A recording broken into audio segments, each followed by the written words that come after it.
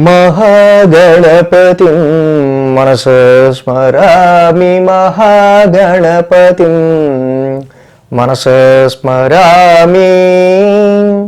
TR creations family అందరికీ నా హృదయపూర్వక ధన్యవాదాలు. అలాగే మన ఫ్యామిలీ అందరికి కూడా గురు పౌర్ణమి శుభాకాంక్షలు.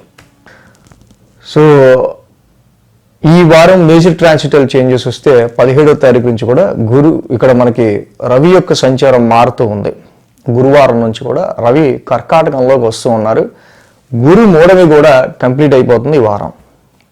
అలాగే వృషభంలో శుక్రుడు, మిథునంలో గురుడు, కర్కాటకంలో బుధ రవుల యొక్క సంచారం, సింహంలో కుజకేతువులు, కుంభరాశిలో రాహువు, మీనరాశిలో శని, ఈ విధంగా సంచారం ఉన్నాయి. మిగతా గ్రహాలన్నీ కూడా చంద్రుని యొక్క గమనం కూడా మకర, కుంభ, మేన, మేష రాశుల మీదుగా ఈ వారం చంద్రుని యొక్క గమనం ఉంది.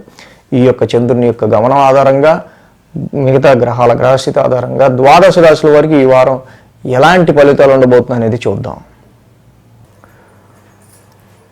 వృశ్చిక రాశి వారికి సంబంధించి చూద్దాం. వృశ్చిక రాశి వారికి మెయిన్గా మనం చూసినట్టయితే కనుక ముఖ్యంగా గ్రహాల అనుకూలత ఈ రాశి వారికి కొంచెం తక్కువగా ఉంది. ఈ రాశికి 3, 4, 5, 6 స్థానాల మీదుగా చంద్రుని యొక్క సంచారం ఉంది వారం. సో అలాగే ఆదివారం, శుక్ర, శనివారం 3 రోజులు కూడా చంద్రబల రాశి వారికి అనుకూలంగా ఉంది. వారం ప్రారంభం మనం చూస్తే తృతీయ స్థానం నుంచి చంద్రుని యొక్క సంచారం, పరాక్రమ స్థానంలో చంద్రుని యొక్క సంచారం చక్కగా యోగిస్తుంది. పరాక్రమ స్థానానికి సంబంధించి వారం ప్రారంభం ఏ విధమైన పనులు చేయాలనుకున్నారు ఏంటి అనేది ఆ కాన్సన్ట్రేషన్కి సంబంధించి ఆ విల్ పవర్కి సంబంధించిన విషయాలు, అంటే ఒక స్ట్రాంగ్ మైండ్ని చంద్రుడు ఇవ్వడానికి ఇక్కడ రెడీగా ఉన్నాడు. కాదు ఇక్కడ ఏంటంటే పాసింగ్ ఇక్కడ ఈ వారం మనకు చూస్తే కనుక అర్ధాష్టమ రాహు, తర్వాత పంచమంలో శని, గృహ పరిస్థితుల రీత్యా అండ్ ఇక్కడ మెయిన్గా ఇన్వెస్ట్మెంట్స్ రీత్యా ప్రాపర్టీస్కి సంబంధించి తీసుకునే డెసిషన్స్ చాలా జాగ్రత్తగా తీసుకోవాల్సిన అవసరం వృశ్చిక రాశి వారికి కనిపిస్తూ ఉంది. జ్యోతిష్యం అంటే వెలుగునిచ్చేది. సో ఇక్కడ మెయిన్ ఏంటంటే ఎందుకు గ్రహాలు అనుకూలించట్లా, ఏ విషయాలకు అనుకూలించట్లా, దేనికి మనం జాగ్రత్తగా ఉండాలని తీసుకుంటే గురుబలం చేత ఆ యొక్క నెగిటివ్ నుంచి బయటపడతాం. సోమ, మంగళవారంలో అర్ధాష్టమంలో రాహు ఉన్నాడు, చంద్రుడు కూడా ఉన్నాడు. సో మచ్ ఆఫ్ సమ్ ఎమోషనల్గా కొన్ని విషయాల్లో ఎలాంటి డెసిషన్స్ తీసుకోవాలి, ఇంటికి సంబంధించి, వాహనాలకు సంబంధించి, ప్రాపర్టీకి సంబంధించిన విషయాల్లో కావచ్చు, ముఖ్యంగా మెయిన్ మదర్ హెల్త్కి సంబంధించి ఆర్ పేరెంట్స్ హెల్త్కి సంబంధించిన విషయాల్లో కొంచెం కేర్ తీసుకోవటం చాలా మంచిది. డొమెస్టికల్ ఎన్విరాన్మెంట్ విషయాల్లో కొంచెం ఒక రకమైన ఏంటంటే ఫ్లక్చువేషన్ ఆఫ్ మైండ్, నిర్ణయాల్లో ఫ్లక్చువేషన్ అనేది ఎక్కువ ఉండే ఆస్కారాలు ఉన్నాయి. సో ఎలాంటి నిర్ణయం తీసుకోవాలో తెలియక కొట్టుకుంటున్నప్పుడు అంటే ఇది కరెక్ట్గా నిర్ణయం తీసుకోలేకపోతున్నాం అనే కదా అర్థం. అలాంటప్పుడు అలాంటి పరిస్థితులు ఉన్నప్పుడు సరే ఇది ఇప్పుడుగా తర్వాత చూద్దాం, దీని మీద క్లారిటీ వచ్చినప్పుడు అనుకో వదిలేస్తే ఎటువంటి ఇబ్బంది లేదు. బుధ, గురువారాలు చూస్తే పంచమ స్థానంలో శని యొక్క సంచారం, ఆల్రెడీ చంద్రుడు కూడా అక్కడ ఉన్నాడు. సో ఇక్కడ ఈ రాశి వాళ్ళకి సంబంధించి సంతాన ప్రాప్తి కోసం చూస్తున్న వాళ్ళు ఎవరైతే ఉంటారో ముఖ్యంగా ఆ సంతాన ప్రాప్తికి సంబంధించిన విషయాల్లో కొంచెం అంటే ఇప్పుడే మీకు దాని ఎఫెక్ట్ తెలియకపోవచ్చు, కానీ కొంచెం సంతాన ప్రాప్తికి సంబంధించి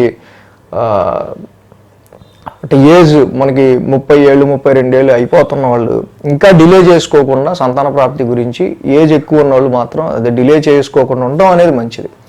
ఇన్వెస్ట్మెంట్స్ పరంగా చూసినా కూడా ఈ రాశి వాళ్ళకి సంబంధించి మేజర్గా ఇప్పుడు పెట్టుకున్న ఇన్వెస్ట్మెంట్కి ఇక్కడ ఏంటంటే షార్ట్ టర్మ్ ఇన్వెస్ట్మెంట్స్ అనేవి ఇక్కడ పనికిరావు. లాంగ్ రన్గా ఏదన్నా ఆలోచించి పెట్టుకుంటే తప్పించు. అలాగే వారాంతానికి శుక్ర, శనివారాల్లో చూస్తే కనుక ఈ రాశికి షష్టమ స్థానంలో చంద్రుడి యొక్క సంచారం, ఏదైతే షష్టమంలో చంద్రుడి యొక్క సంచారం ఉందో ఈ రాశికి మెయిన్గా ఆ రాశ్యాధిపతి కుజుడు కూడా దశమ స్థానంలో ఉన్నారు. సో ఉద్యోగానికి సంబంధించిన పరిస్థితుల్లో ముఖ్యంగా ఏంటంటే ముక్కుసూటిగా వెళ్ళిపోవటం అండ్ చాలా వరకు కూడా ఎవరన్నా ఏదైనా చెప్తుంటే ఇలా చిరాకు రావడం లాంటివి జరుగుతూ ఉంటాయి. సో బట్ ఓకే, కానీ అది ఎక్కువగా బరస్ట్ అవ్వకుండా, ఎక్కువ ఫ్రస్ట్రేట్ అవ్వకుండా దానికి సంబంధించిన విషయాల్లో కొంచెం వరకు మీరు కొంచెం న్యూట్రల్గా ఉండటం అనేది ఈ రాశి వాళ్ళకి చాలా మంచిది ఉద్యోగానికి సంబంధించిన విషయాల్లో. కాబట్టి మెయిన్గా వృశ్చిక రాశికి అర్ధాష్టమ రాహు దోషంతో పాటు అష్టమ గురు దోషం కూడా ఉంది.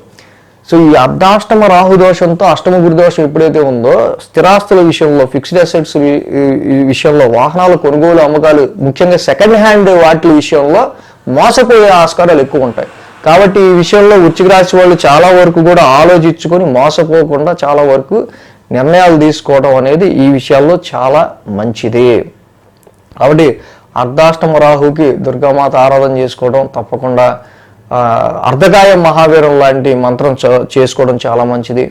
అలాగే అష్టమ గురుదోషానికి కేజింపావు శనగలు ఎల్లో క్లాత్ దానం ఇచ్చుకోవటం, దేవానాంచ ఋషినాంచ గురు నవగ్రహ శాంతి మంత్రం చదువుకోవటం చక్కగా చాలా మంచిది. దత్తాత్రేయుడి ఆరాధన చేసుకోవడం వల్ల కూడా వృశ్చిక రాశి వాళ్ళకి చాలా మేలు జరుగుతుంది. అలాగే జూలై 10వ తారీఖు గురు పౌర్ణమి, ఏదైతే గురు బ్రహ్మ గురు విష్ణు గురుదేవో మహేశ్వర గురు సాక్షాత్ పరబ్రహ్మ తస్మై శ్రీ గురవే నమః. గురువునే మనం బ్రహ్మ విష్ణు మహేశ్వరుల రూపంగా చూసుకుంటూ ఉంటాం. మనకి అజ్ఞానం కమ్ముకున్నప్పుడు జ్ఞానం వైపు నడిపించేవాడే గురువు. అలాగే మనకి చాలా అవసరం అనిపించినప్పుడు ఈ ఛానల్ చూస్తా గైడెన్స్ పొంది ఎంతో కొంత మంచి జరిగిన వాళ్ళు సరే మీకు గురుదక్షిణ ఎలా సమర్పించవచ్చు అని అడుగుతుంటారు కామెంట్లు. మనం ఎప్పుడు స్పందించలేదు. బట్ ఈ గురు పౌర్ణమి రోజున గురువుని సత్కరించుకోవడం, కృతజ్ఞత చూపించడం అనేది కొంచెం ఆనవాయితీ. బట్ ఎవరన్నా అలాంటి వాళ్ళు దక్షిణ సమర్పించాలనుకుంటే సబ్స్క్రైబ్ బటన్ పైన డిస్క్రిప్షన్లో మోర్ ఉంటుంది కదా, అక్కడ ఎలాగా సమర్పించవచ్చు అనేది ఇవ్వటం జరుగుతుంది. ఆ విధంగా మీరు మీ కృతజ్ఞతను చాటుకోవచ్చు. ఈ వీడియో కనుక మీకు నచ్చినట్లయితే లైక్ చేయండి, షేర్ చేయండి. మరిన్ని అప్డేట్స్ కోసం సబ్స్క్రైబ్ చేయడం మాత్రం మర్చిపోకండి.